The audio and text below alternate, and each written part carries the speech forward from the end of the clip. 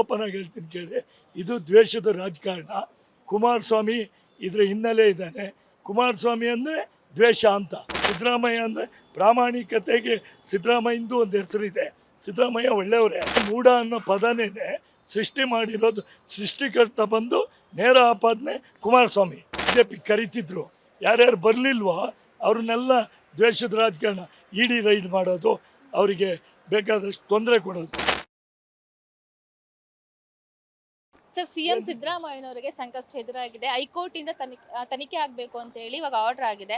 So CM ಸಿದ್ದರಾಮಯ್ಯನವರು ಅರ್ಜಿ ಹಾಕಿದಂತೂ ಕೂಡ ಅದು ಕೂಡ ವಜಾ ಆಗಿದೆ. ಇದ್ರ ಬಗ್ಗೆ ಏನು ಹೇಳ್ತೀರಾ ಅಂತ? ಇದ್ರ ಬಗ್ಗೆ ಏನು ಹೇಳೋದು, ಕೋರ್ಟ್ ತೀರ್ಮಾನಕ್ಕೆ ಯಾರು ಏನು ದೊಡ್ಡವರಿಲ್ಲ.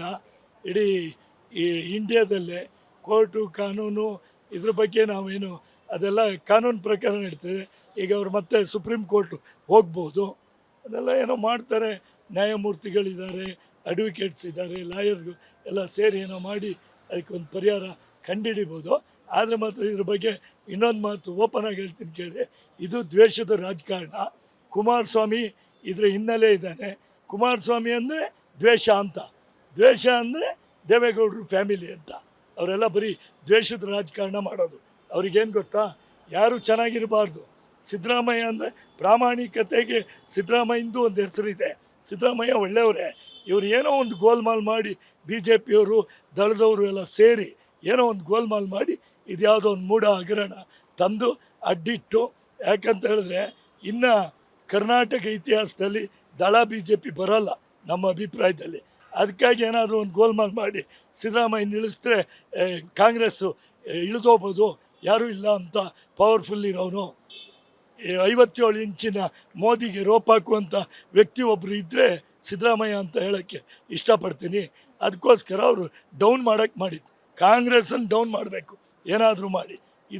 ಇದೇನಂತ ಈ ಹಗರಣದ ಬಗ್ಗೆ ಅದೇನು ನಮಗೆ ಅಷ್ಟೊಂದು ಅಭಿಪ್ರಾಯ ನಮಗೇನು ಗೊತ್ತಿಲ್ಲ.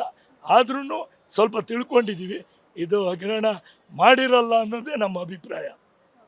ಅಲ್ಲ, ಇವಾಗ ಹೈಕೋರ್ಟ್ ತೀರ್ಪು ಕೊಟ್ಟಿರೋದು ಹೈಕೋರ್ಟ್. ನೀವು ಹೇಳ್ತಿದ್ದೀರಾ ಬಿಜೆಪಿ ಅವರು ಮತ್ತೆ JDS ಅವರು ಅವ್ರ ಕುತಂತ್ರದಿಂದ ಮಾಡ್ತಿದ್ದಾರೆ, ಅವ್ರ ದ್ವೇಷ ರಾಜಕಾರಣ ಮಾಡ್ತಿದ್ರಂತೆ. ಬಟ್ ಹೈಕೋರ್ಟ್ ನ್ಯಾಯ ಎಲ್ರಿಗೂ ಒಂದೇ ತರ ನ್ಯಾಯ ಅಲ್ವಾ ಕೊಡೋದು?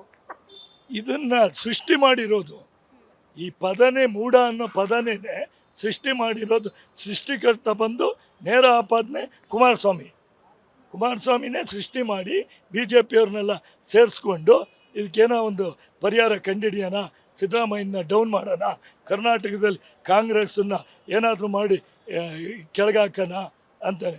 ಯಾಕಂದರೆ ಹಿಂದೆ ನೋಡಿ, ಯಾರ್ಯಾರು BJP ಕರಿತಿದ್ರು, ಯಾರ್ಯಾರು ಬರಲಿಲ್ವೋ ಅವ್ರನ್ನೆಲ್ಲ ದ್ವೇಷದ ರಾಜಕಾರಣ, ಇಡಿ ರೈಡ್ ಮಾಡೋದು, ಅವರಿಗೆ ಬೇಕಾದಷ್ಟು ತೊಂದರೆ ಕೊಡೋದು.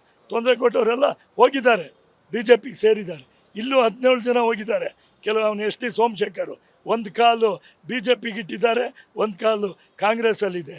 ಇವನು ಮುನಿರತ್ನ ಎಲ್ಲರೂ ಈ ಥರ ಎಲ್ಲ ಈಗ ಹೋದವ್ರು. ನೆಕ್ಸ್ಟ್ ಆಗೋದು ಅಷ್ಟೇ, ಕುಮಾರಸ್ವಾಮಿ ಪರಿಸ್ಥಿತಿನೂ BJP-ಅವ್ರು ಕಿಕ್ಔಟ್ ಮಾಡ್ತಾರೆ.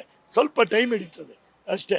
ಆಮೇಲೆ ಅವರೇ ಹೇಳ್ತಾರೆ, ಕುಮಾರಸ್ವಾಮಿ BJP ಅಂತ ಪಕ್ಷ ಇನ್ನು ಇಂಡಿಯಾದಲ್ಲಿ ಇಲ್ಲ, ಇದು ಭಾಳ ತರಲೆ ಪಕ್ಷ, ನಾನು ಸೇರಿಸ್ಕೊಂಡು ಸರಿ ಇಕ್ಕಿಸ್ಕೊಂಡೆ ಅಂತ ಹೇಳಿ ಕುಮಾರಸ್ವಾಮಿನೇ ಸ್ವಲ್ಪ ದಿನ ಆದಮೇಲೆ ಹೇಳುವಂಥ ಪರಿಸ್ಥಿತಿ ಬರುತ್ತೆ.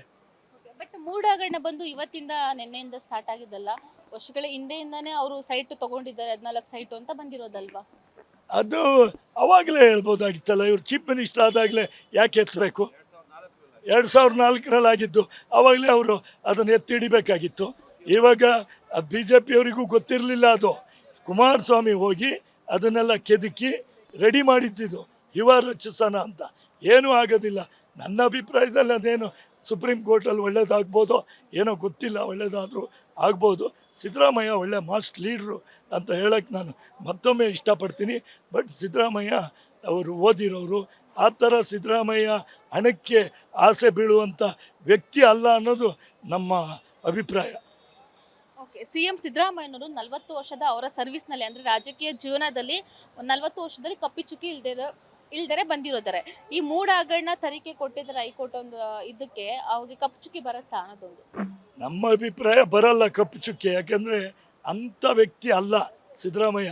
ದುಡ್ಡು ಮಾಡಬೇಕು ಅಂದರೆ ಅವರು 5 ಸಾರಿ ಉಪಮುಖ್ಯಮಂತ್ರಿ ಆಗಿದ್ದರು, ಆಮೇಲೆ ಮುಖ್ಯಮಂತ್ರಿ ಆಗಿದ್ದರು, ಇದು 2ನೇ ಬಾರಿ ಮುಖ್ಯಮಂತ್ರಿ. ಅವ್ರಿಗೇನಂತ ಆ ಥರದ ವ್ಯಕ್ತಿ ಅಲ್ಲ, ಒಳ್ಳೆ ಹೆಸರು ಮಾಡಬೇಕು. ಆ ಥರದ ಬುದ್ಧಿವಂತ ಒಂದು ಮುಖ್ಯಮಂತ್ರಿ ಇದ್ದರೆ ಸಿದ್ದರಾಮಯ್ಯನೇ. ಅವರಿಗೇನು ಆ ಥರದ ಭಾವನೆ ಇರಲಿಲ್ಲ. ಕಪ್ಪು ಚುಕ್ಕೆ ಬರಲೇಬೇಕು ಅಂತ ಹೇಳಿ ಸೃಷ್ಟಿ ಮಾಡಿದ್ದು ಕುಮಾರಸ್ವಾಮಿ ಆ್ಯಂಡ್ ಗ್ಯಾಂಗ್ ಅಂತ ಹೇಳಕ್ಕೆ ಇಷ್ಟಪಡ್ತೀನಿ. Beat plus Karnataka.